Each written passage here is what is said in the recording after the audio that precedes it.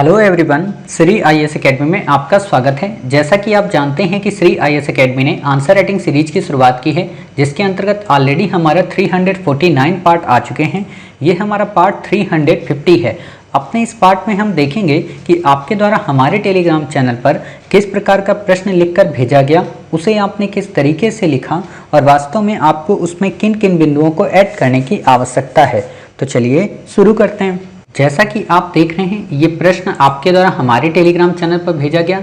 तो सबसे पहले हम आपके इस प्रश्न को पढ़ेंगे, आपके फिर उत्तर को देखेंगे और देखेंगे कि वास्तव में इसे आपने कैसे लिखा है और इसमें किन किन बिंदुओं को ऐड करने की आवश्यकता है। क्लियर? तो हम आपका प्रश्न पढ़ें इससे पहले आपको बता दें कि इस प्रश्न की शुरुआत ही हम अपने नए सिस्टम से कर रहे हैं, अर्थात इसमें हम आपको ये भी बताएंगे कि आपको ये कैसे लिखना है, यानी कि कैसे लिखना का मतलब जो वर्तनियों की त्रुटि होंगी उनको हम बताएंगे। ठीक है? तो हो सकता है इसमें थोड़ी सी स्पीड ऊपर नीचे हो, तो उसको अवॉइड करना। 1-2 दिन की बात है, फिर धीरे धीरे प्रैक्टिस आ जाएगी। ठीक है? तो काफ़ी अच्छा प्रश्न है आपका। प्रश्न है आपका, ऐसा माना जाता है कि निर्धनता भ्रष्टाचार की ओर प्रवृत्त करती है, परंतु ऐसे भी उदाहरणों की कोई कमी नहीं है जहां संपन्न एवं शक्तिशाली लोग बड़ी मात्रा में भ्रष्टाचार में लिप्त हो जाते हैं। लोगों में व्याप्त भ्रष्टाचार के आधारभूत कारण क्या हैं? उदाहरणों सहित अपने उत्तर की पुष्टि करें। आपने लिखा है, प्रायः ऐसा माना जाता है कि निर्धनता भ्रष्टाचार को उत्पन्न करती है। जैसे एक निर्धन व्यक्ति पैसे प्राप्त कर कुछ भी खरीद सकता है, इसके विपरीत अमीर संपन्न व्यक्ति भी अधिकाधिक महत्वाकांक्षा व लाभ पूर्ति हेतु भ्रष्टाचार करते हैं। जैसे सरकारी अधिकारियों द्वारा योजना पीएम आवास योजना के लाभ पहुंचाने के क्रम में निश्चित रकम की मांग। इससे स्पष्ट होता है कि गरीबी भी भ्रष्टाचार का कारण है, न कि गरीबी ही।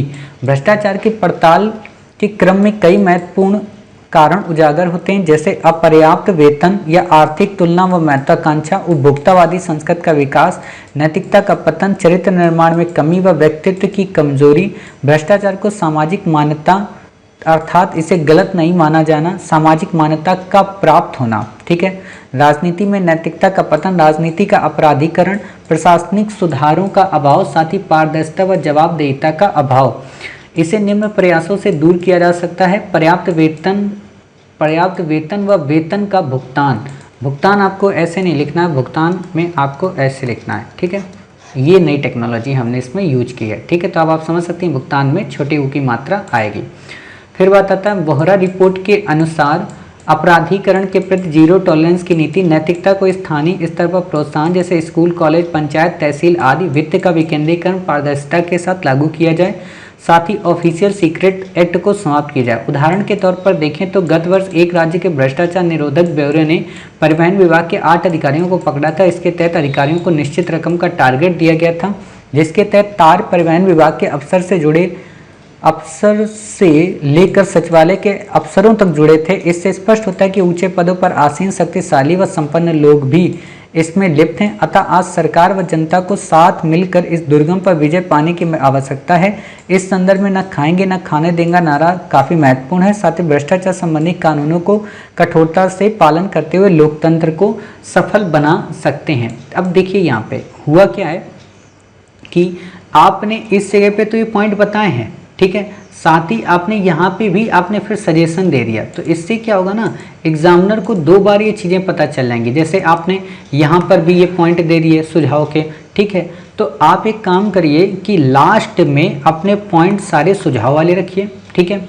बीच में आप एग्जाम्पल को रखिए और स्टार्टिंग में जो आपका फेस है उसको रखिए। जैसे कि आप ये चीज़ समझ सकती हैं, यहाँ पे आपने जैसे उत्तर लिखा है तो आप यहाँ पे ये बता दें बिल्कुल सामान्य तौर पर कि आखिरकार भ्रष्टाचार और निर्धनता और भ्रष्टाचार और शक्तिशाली लोगों में क्या डिफरेंस है।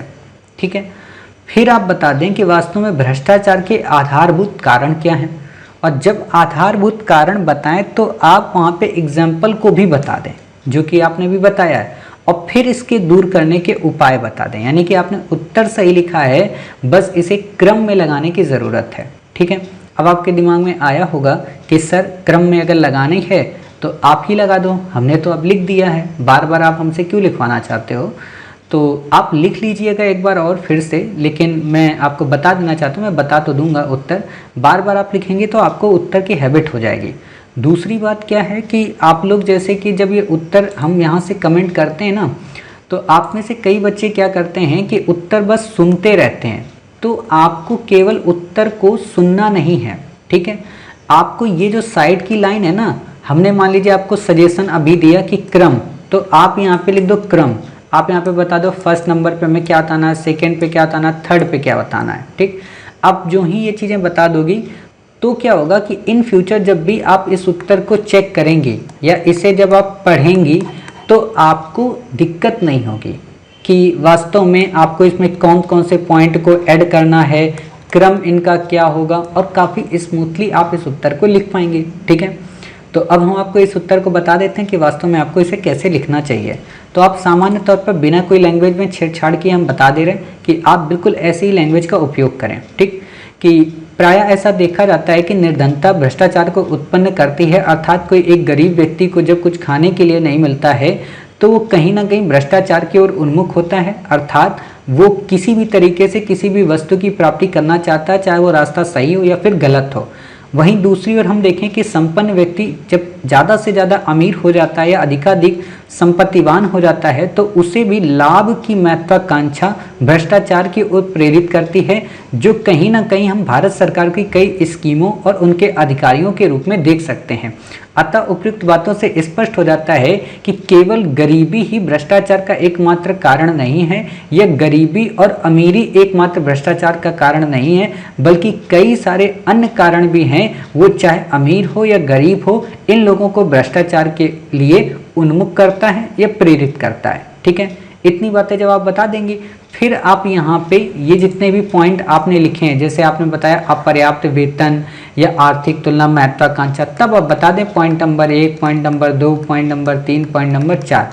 और जो ही आपने पॉइंट नंबर 4 तक बताया, ठीक है, तुरंत आप क्या बताएंगे कि भ्रष्टाचार के आधारभूत कारण हो गए हालिया घटनाक्रमों में। आप ये एग्जाम्पल बता दें, हालिया ये वाला एग्जाम्पल, ये जो आपका है ना भ्रष्टाचार निरोधक का, आप यहाँ पे तुरंत बता दें कि हालिया घटनाक्रम में अगर हम देखें तो एक राज्य के भ्रष्टाचार निरोधक ब्यूरो ने परिवहन विभाग के 8 अधिकारियों को इसी कृत्य के लिए पकड़ा, जिसके अंतर्गत ये पता चला कि वास्तव में इन अधिकारियों का एक पूरा का पूरा ग्रुप है, एक पूरी की पूरी चैन है। अतः ये कहना कि केवल निम्न वर्ग के अधिकारी या कोई गरीब व्यक्ति भ्रष्टाचार में उन्मुक्त होता है अतिशयोक्ति है। अतः भारत सरकार को न केवल इसे रोकने का प्रयत्न करना चाहिए, बल्कि कई अन्य कारणों को अपनाकर इस भ्रष्टाचार व्यवस्था को रोकना चाहिए, ठीक है। आप ऐसे बता दीजिए और इससे क्या होगा कि आपका उत्तर काफ़ी बेहतरीन हो जाएगा। अच्छा, आपने यहाँ पे क्या किया कि आपने जो ये चीज़ें बता दी ना, यहाँ पे ये पर्याप्त वेतन हो या वेतन का भुगतान हो, ठीक है, या बोहरा रिपोर्ट हो, इससे क्या हो गया, यहाँ पे आपने बताया ही, फिर आपने पीछे बता दिया, तो ये बातें यहाँ पे रिपीट हो गई। आपको रिपीट नहीं करना है, क्लियर, क्योंकि रिपीट से क्या होता है कि उत्तर हमारा जो होता है वो गलत हो जाता है, ठीक है। आपको सही उत्तर लिखना है और इसके लिए आप ये कर सकती हैं कि इनको क्रम में लगा दें, ठीक है। उम्मीद है आप इस प्रश्न का उत्तर समझ गए होंगी, ये भी समझ गए होंगी कि वास्तव में इसका फ्रेम हमें कैसे लिखना चाहिए, किस तरीके से अपने उत्तर को गढ़ना चाहिए, ठीक है। तो मिलते हैं फिर आप ही के द्वारा भेजे गए एक नए प्रश्न के साथ। तब तक अपना ख्याल रखिए और स्वस्थ रहिए।